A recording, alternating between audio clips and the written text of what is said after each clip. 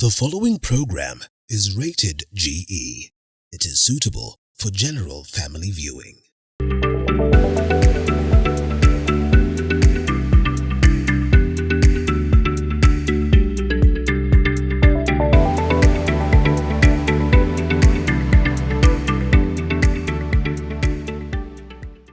Thank you and welcome to the show. This is a Realtor. Thank you so much for those who have been asking questions about property investment, about land investment, and more so about the state of land investment in Kenya. As usual, we promise that anything that concerns your investment journey, Realtor will always be there just to make sure that we bring you the latest. And of course, if possible, we connect you to the people who are doing it so that you can have the first-hand information. On the show, I'm not alone. I'm with a land investment expert who will be taking us through. We want to understand today the state of land investment in Kenya, the policies, and the laws and all that you need to know, because I believe there's much happening in this sector. Remember, real estate is it's one of the biggest areas of investment in Kenya, and therefore we are here just to inform you. My name is Robert Dungo. Welcome to the show. Karibu sana. Thank you. Yes, I don't know where to start. Yes.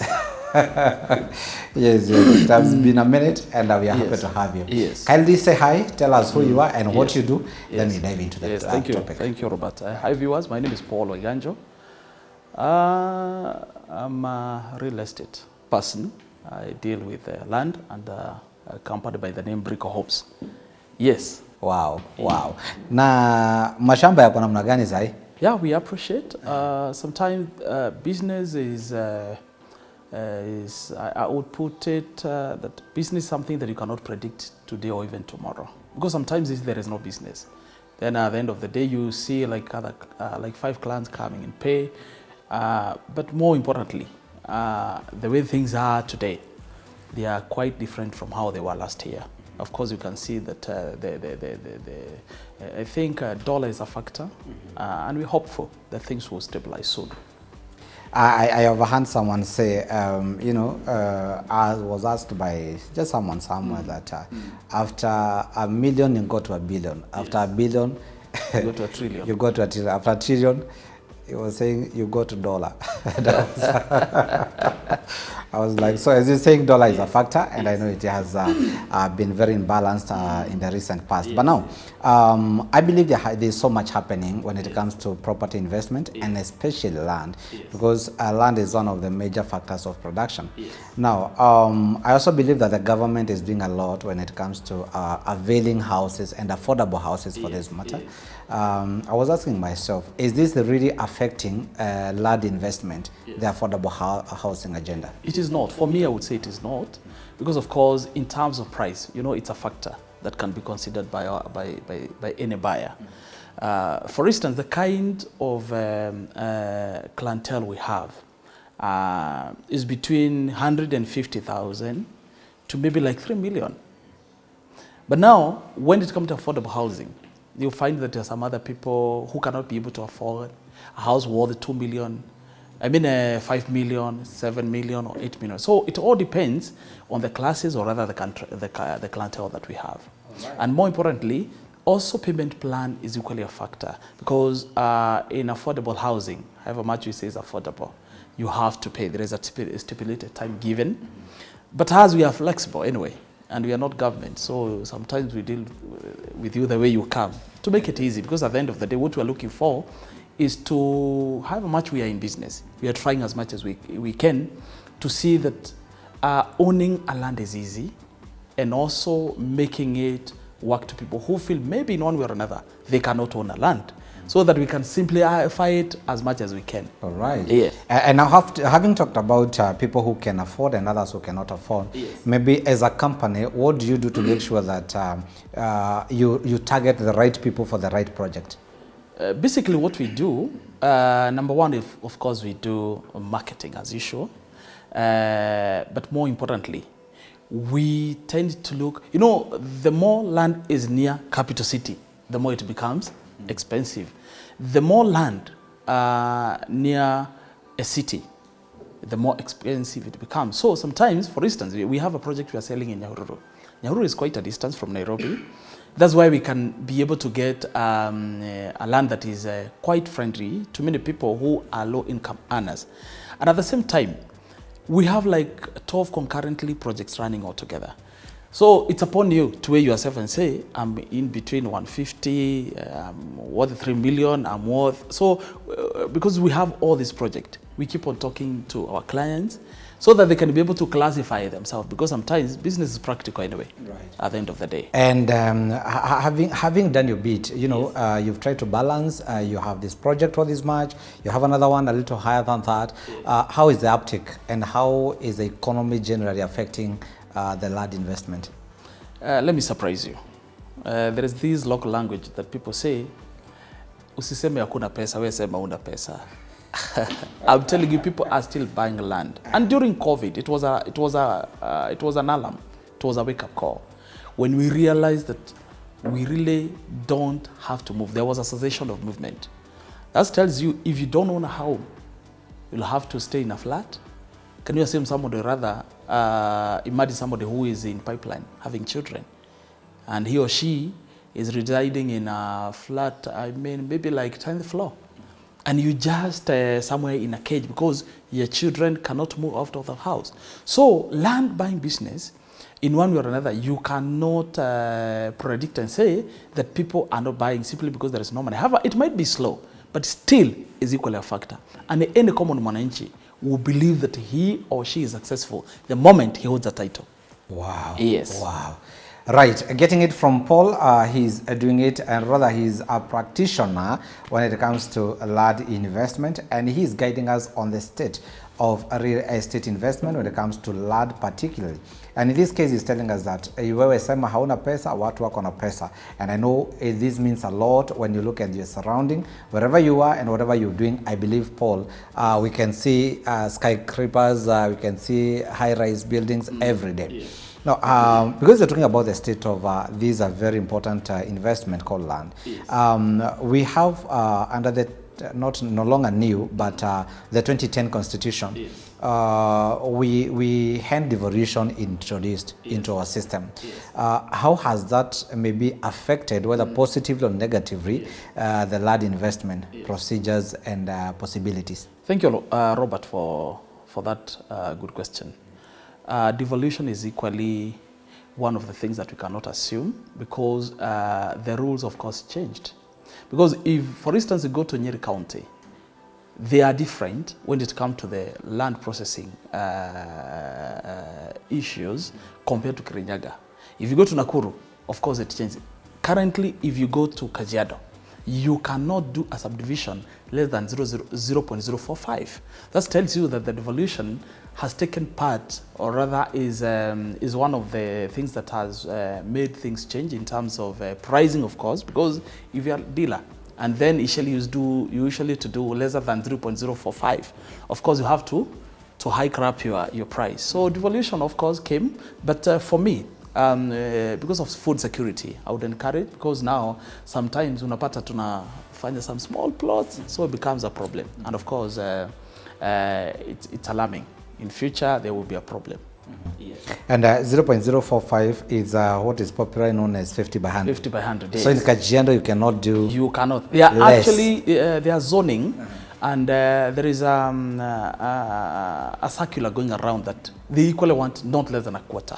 So the discussion is on the table. We are hopeful that, of course, they will favor us as dealers, because we want to have a smooth running anyway over and above. So we'll be talking of 0.09, yes. which is a quarter, 100 by 100. Yes. All right. Yes. And I believe there are some other counties that have got a vast and expansive chunks of land. Yes. And this one, they may not have much problem, like Kipia. Yes. I know people have been doing a lot in Romuruti, yes. the new headquarters, yes. and all this.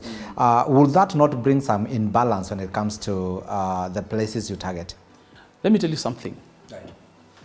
Kajiado is the richest county when it comes to minerals and land. Mm. And that is why most of the land buying companies are in Kajiado.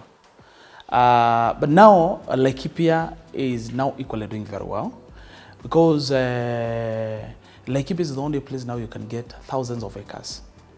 And we are popping in there we are really flocking there because we know that Laikipia will be the next big things. It comes with a cost and a price, and of course with an infrastructure and development. Since we got this Keno Marudu carriage heading to Laikipia, and of course you have to pass Moranga, Kirinyaga, and Nyeri, people now are really investing in Laikipia. Number two, you talked about the devaluation. Rumuruti today as we speak, that's where the offices of the government, or rather the county government offices are today.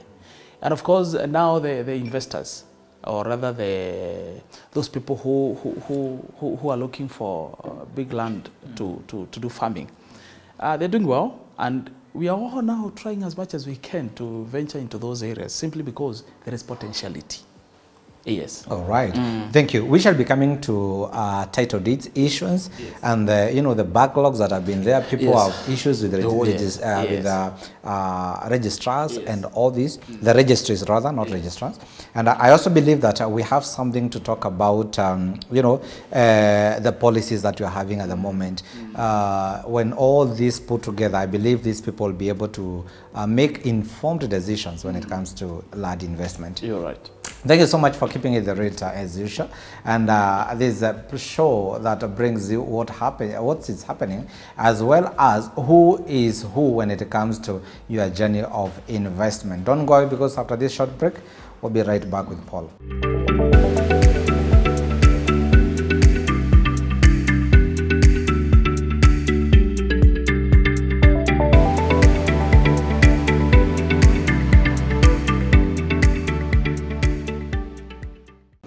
Welcome back. This is a Realtor. My name is Robert Dongo, and I'm not alone today. I'm with a guest who is a property expert when it comes to land investment. His name is Paul, operating, or rather doing this business under the company Brico Homes. And Brico Homes is one of the companies we are looking into when it comes to subdivision of land and selling of the same. And we are looking into particular issues when it comes to land investment. Welcome back, Paul. Thank you. Yes. Now, before we end the break, we were talking about what is there that we have and that can help us, invest seamlessly. People have got an issue with registries, whereby we talk of title deeds issues, and there are still loopholes. There are still people crying that they bought land, they have not received their title deeds. Number two, we have another category of people who buy land. They come to Brico Home, and not Brico Home in this case, but they buy land, but they never receive their titles. So where is the bridge? No, interesting. That's a good question. The work of a registry is to make sure it's a government, or rather it's a public office, is to make sure that it delivers the way it's supposed to do. But of course, we have funny characters, I may put it that way without any fear of contradiction, of some registrars. We've really worked with the government agencies to make sure that those people who are not working the way they're supposed to do, or rather they are not delivering, they're being transferred anyway. Like in Nyahururu, we had issues with the registrar, not the registry. The registrar has no problem, my brother. It's an individual. And we are hopeful that soon things will change. And we are still waiting to see that the digitization is done, whereby you can do search on your phone, whereby you can even know the process of your transfer through your laptop, or rather your computer, or rather your phone. And we're hopeful that soon things will stabilize. Therefore, the issue number two, as you had put it, clients need to understand this, that most of the companies got internal certificates. That is not a document.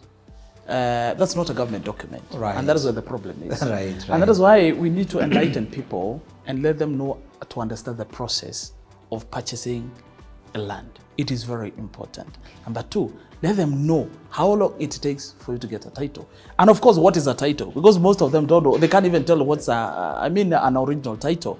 So these issues that I bought a land, I didn't get my title, it's not much involved, or rather it's not a government is not failing.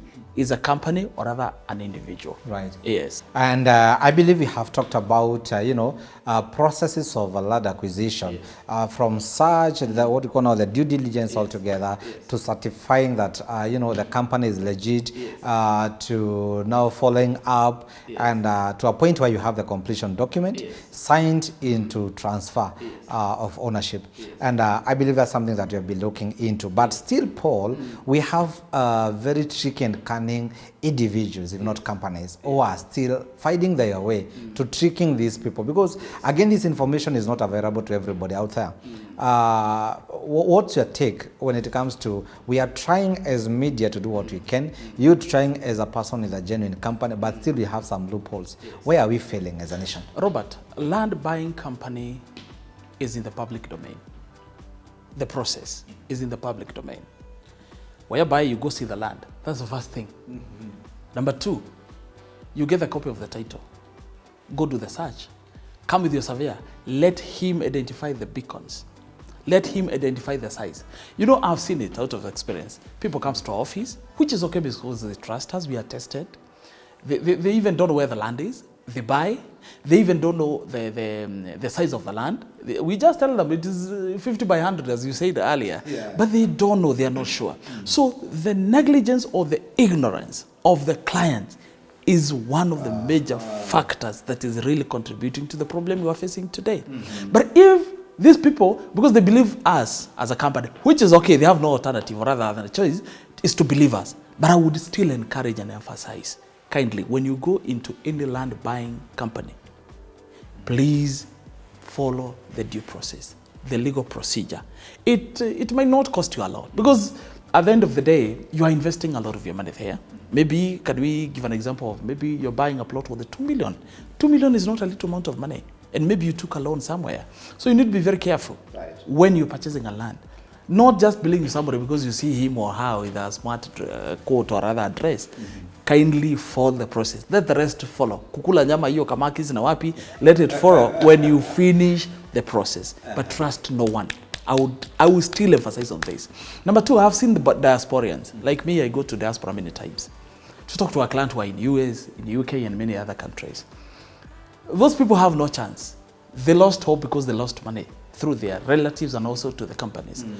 And mind you, anyone who goes out of the country to work, us in Kikuyu believe, mwanaume ni mchanga. If you don't have something that you can call a title, our tribe or rather our people will think you are a failure, because we all work to make sure that we have places that we call our homes. So I would still emphasize, even those who are in diaspora, don't believe us so much. Kindly look for a surveyor. Of course, you have your home networks. Look for a lawyer to make sure that he or she helps you in matters acquiring a land. Diasporans, you there? I know we have a lot of viewership in diaspora, and I believe this show is meant for you, especially when it comes to securing your future on this journey of property ownership. And what Paul is telling you, don't trust anyone, including anyone. Just don't trust them. Do the due diligence, because it comes that which did not sleep. We will still keep on emphasizing on this. I'm in this business, and I will buy, because I would want people to come and buy as much as they can, because at the end of the day, I will have a lot of money, or rather I will have a lot of sales. But Robert, the point is this: if I go buy a land from the owner, I really make sure that the land is fine. But why would you not do the due diligence? Right. And having said that, people are buying land, and we have now what we are calling the registries, and also the land department, and the physical planning. How is it that much land that is meant for agriculture is now changed into residential and construction? The law of our country is very clear that you can apply what we call a change of use from commercial to agriculture, and also from agriculture to commercial. So that's where the difference is all about.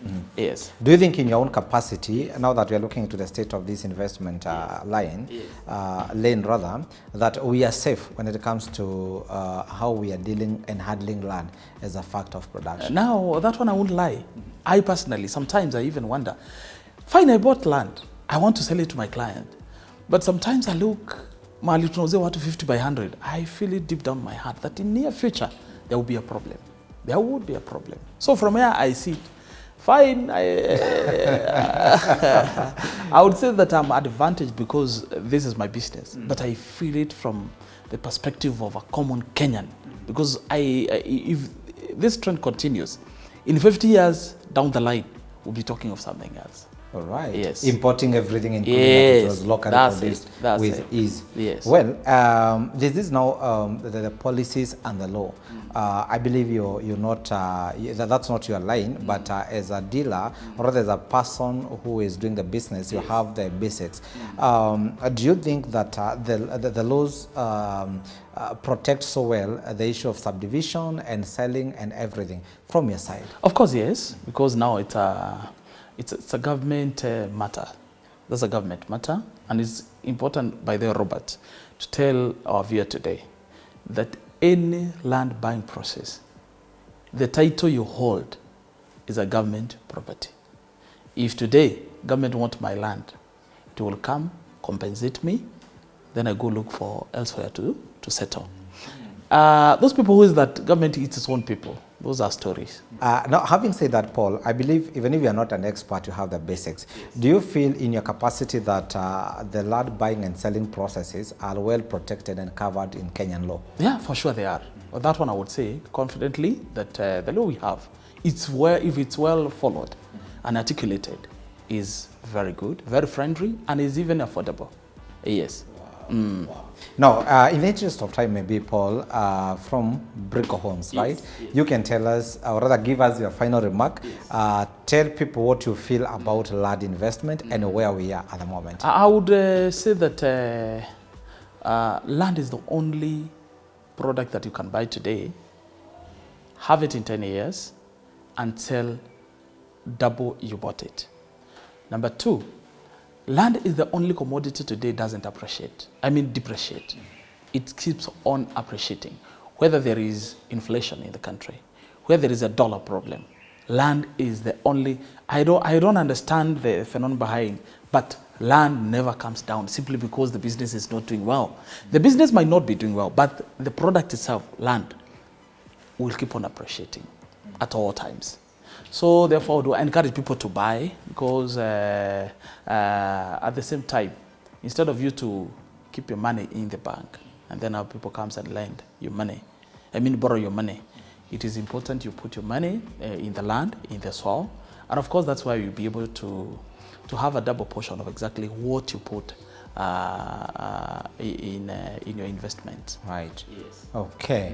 Thank you so much for keeping it here. Thank you, Paul, yes, for showing up for this show. Yes. I believe the information you carry, we cannot afford it elsewhere, yes, because we normally tell these people that we're going to have people who have the first-hand information and who have the latest even in the market. Yes. So thank you so much even for availing yourself for this show.